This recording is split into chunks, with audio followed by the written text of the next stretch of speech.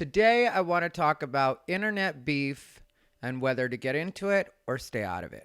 What's up, everybody? Rivera here, the absolute best LGBTQ comedian in the world, and welcome back to yet another Comedy Tip Tuesday. That's right, it is Comedy Tip Tuesday.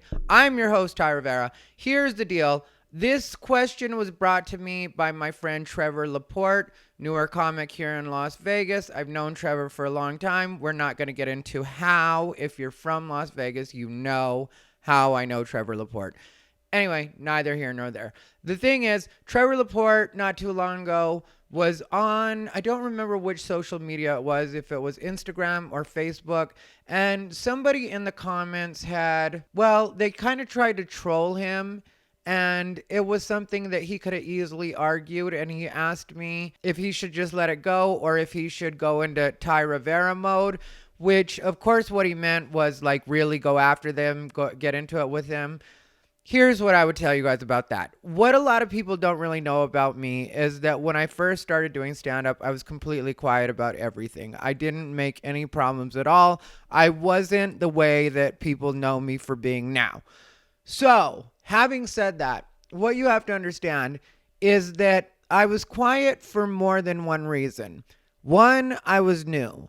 People would say that the internet was different back then, and the internet was a lot different back then. But it wasn't like there was no place to air these grievances. Back in those days, instead of having Facebook, we had MySpace, and I guess you could have blogged about it. I had people blog about me before, back in those days on MySpace, and it caught some traction, whatever. It wasn't anything to worry about, but it was like, there was a show I did. Never mind. We'll get into that another time. Or we can talk about it just briefly. There was this show that I did where the host of the show was a sub, a legit submissive. And so he didn't want to light the comedians. I was supposed to headline. I was being paid to headline the show. And what had happened was I was getting paid really well by this lawyer to help him write this thing. It was great. And so the thing was, this lawyer, one night I left his place early so that I could get to this mic that I had been asked to headline, and I was going to be paid for it, but not much, and especially not much compared to what I was being paid by the lawyer to help him write this thing. So it's not like I had nothing else going. Anyway, because the guy was a submissive, he was afraid to light people.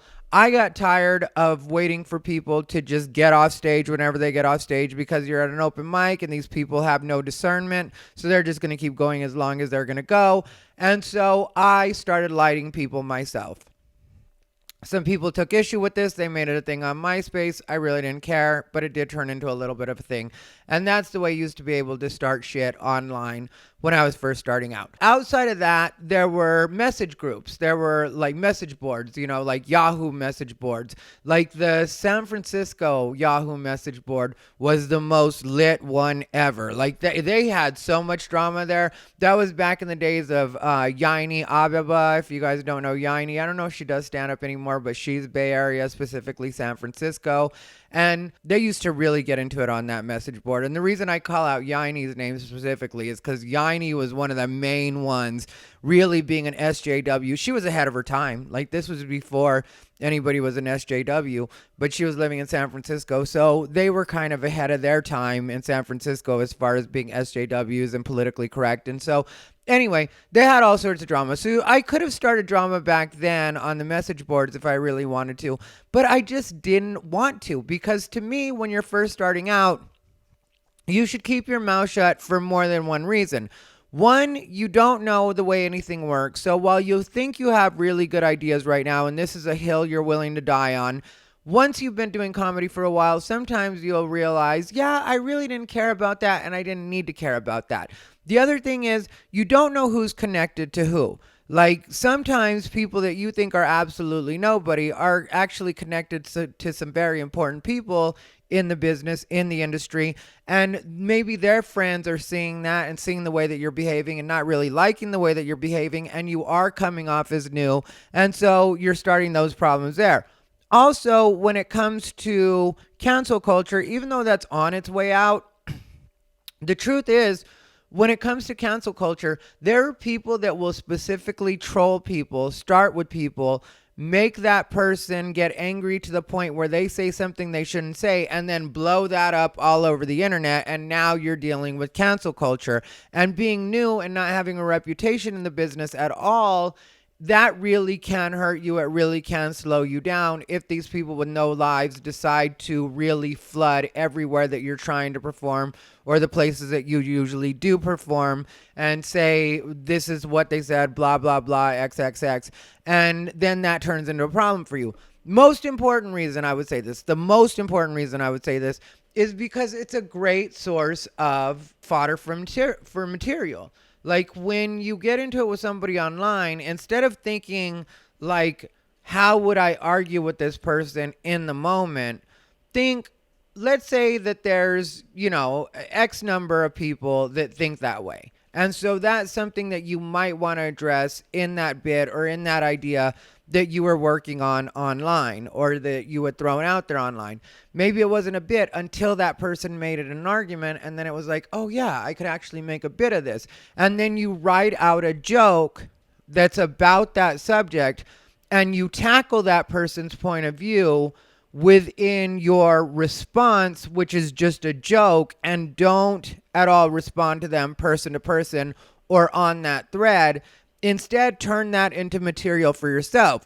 That way it's completely productive on your end. That way nobody can say anything about, like, he said this and he said that. No, you didn't do any of that. What you did was you turned that into a joke. You did it on stage. And then on stage, people can either take it or leave it. And then it's not as personal as somebody being able to say, he and his personal thoughts told me blah, blah, blah. Instead, you can be like, no, that's a joke I did. And maybe I don't even really feel that way about it, which isn't a cop-out because I've been very honest about this. Some of my best jokes come from not necessarily my solid opinion, but somewhere between what is my actual opinion and what is the opposing opinion. So sometimes I'll actually find the punchline right in between, right on that line. So it may seem like I have an actual opinion on that joke or in that joke, but it's not really about my opinion. It's about the joke and the funny coming from something that's not even necessarily my full opinion. That's one of the biggest mistakes I think people make with stand-up is I feel like if you just want to be 100% autobiographical, do that. I'm not trying to discourage you.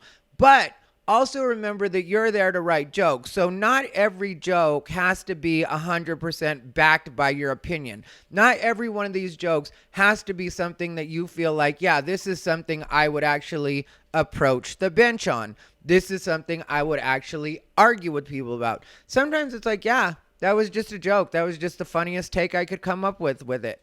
And so instead of being unproductive and spending your entire day arguing with people on Facebook, Instagram, Twitter, whatever it may be, instead, you turn that into a productive thing and make it into a bit that's actually going to benefit you rather than, like I said, just wasting your day online arguing with people that you're probably never going to meet. And if you do know them, you're probably never going to see them again. You don't want to see them again.